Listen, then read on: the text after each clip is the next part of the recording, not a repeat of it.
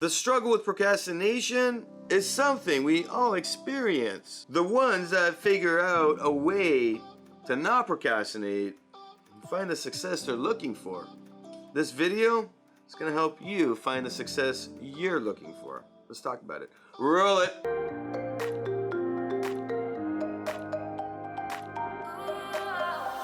Everybody experiences procrastination. Do not use it as an excuse. This is rule number one. Rule number two, everybody experiences procrastination a little bit differently. And finally, we must remember that procrastination is that moment where you decide to do something else instead of what you decided you needed to do. The thing that was critical and the thing you're going to regret down the road. Putting that aside, let's talk about this making promises to ourselves idea and how this can all work to your benefit. If this is your first time here, my name is Nikos Rentis. This is mentorsapproach.com. I highly encourage you to subscribe if you want that weekly video to get your mindset and thinking and moving in the right direction. And if you haven't seen the rest of the videos in this series on making promises, I highly encourage you to watch the whole series. The link is below and up top. Now, the first thing we need to think about is procrastination and what it really is. You need to go spend some time and ask yourself, what do I actually do in that moment where I make the decision to not do what I said I was going to do? Make a list of the times this has occurred in the last month, 2 months. Keep track of it for the next 2 months.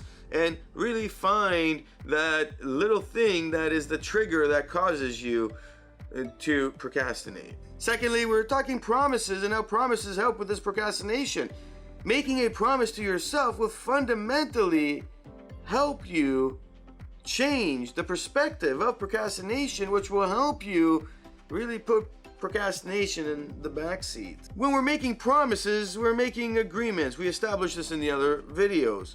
And just like we make promises to others, we're making promises to ourselves. And just like we strive to keep the promises to others that we make for them, well, the same thing we need to do for ourselves. We have to remember this because this will become part of the theme of you doing things down the road.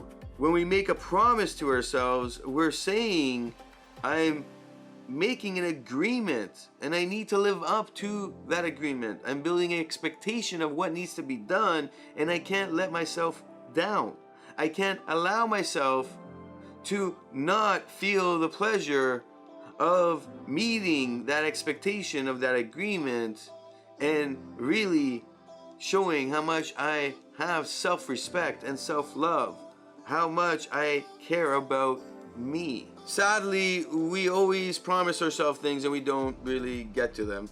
And sadly, we always have these negative emotions towards ourselves after not achieving the promises we had set out. And why does this happen? Well, that's usually because we're making promises to ourselves that we know we can't keep. And why does this happen? Well, it's based on attraction level to that promise that we're making. And of course, the emotional place we're at that moment we made that promise. It's that present moment that gets us. We need to remember that when we make a promise to ourselves, we need to look at that present moment, where's my emotional state at? Is it super high or is it super low?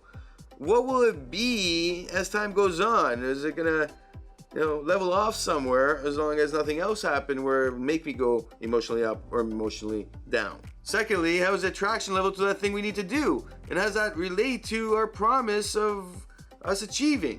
Well, if we really want to do something and we really need to get it done and we're really pumped about it, we're more likely to achieve it than something that we don't want to do. Simple economics of life.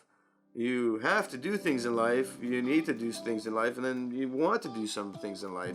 Those have different emotional pulls, don't they? Now, once we have established that this is the promise we want to make to ourselves, we're making this agreement, and we know the whys, and we know emotionally where we're going to be at as time progresses, and everything is really good for us, and is moving in the right direction with the things we just established, well, we got to look at timeline.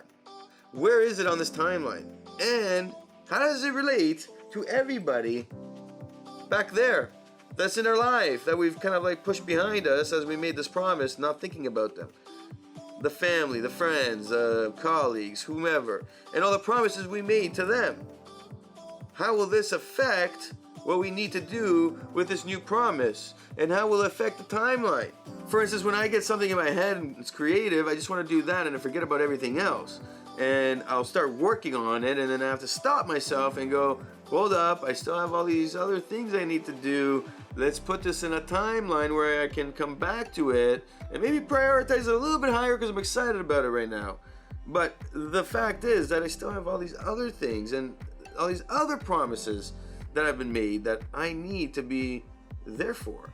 Which brings us to the most critical aspect of this whole process of beating procrastination. It's being able to say no. One of the hardest things that we're never taught and we gotta learn on our own. Saying no is simply the hardest thing that any one person can learn to do, especially if they've been raised in an environment where they always said yes to everything, where they always were there for everybody, where they always put themselves second and everybody else first. I've been there, and it took forever to get through that first hump in the process. That guilt when you say no to somebody, that emotional negativity that takes over in any form that's been developed on you from your upbringing and through your younger adult life. And saying no is freeing. Being able to say it when you need it the most is the happiest you'll ever feel. And it's something that you need to do in order to make sure you're meeting your commitments in life. So the simple process we're going to take is we're going to say, no, I promised myself every time something jumps in the way of whatever you promised yourself you're gonna do. Because we've already established all the things that could limit our ability to achieve and how we're gonna put it into a timeline so that we can have the room to maneuver and do. So if you do have a family and you do have kids and you need to record a video every night, you tell them, no, I promised myself I would shoot 1 hour a night. You're giving me that time, and then I'll give you the attention you need. We'll go do the things you need too, but I'm keeping my promise. That's one example of many that exist in everybody's life. I'm not going to sit there and go through every example.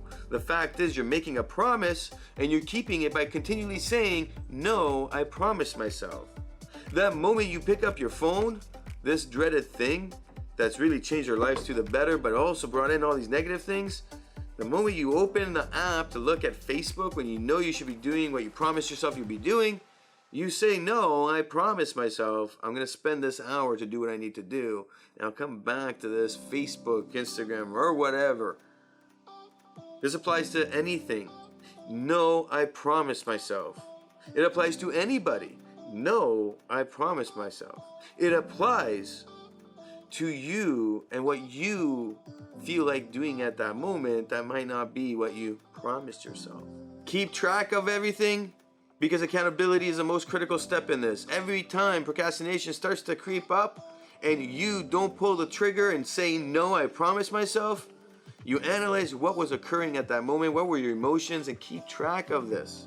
Which brings us to what we said at the beginning of the video. We need to track this so we can make adjustments that will find the success we're looking for. My name is Nikos Rentas. This is mentorsapproach.com. Hit that like button, hit the subscribe, and of course, leave your comment below. Leave your story. What's worked? What hasn't? What would you change? Because who knows, somebody might be watching this. They might read your comment, they might relate, and you might help change a life. Snow again.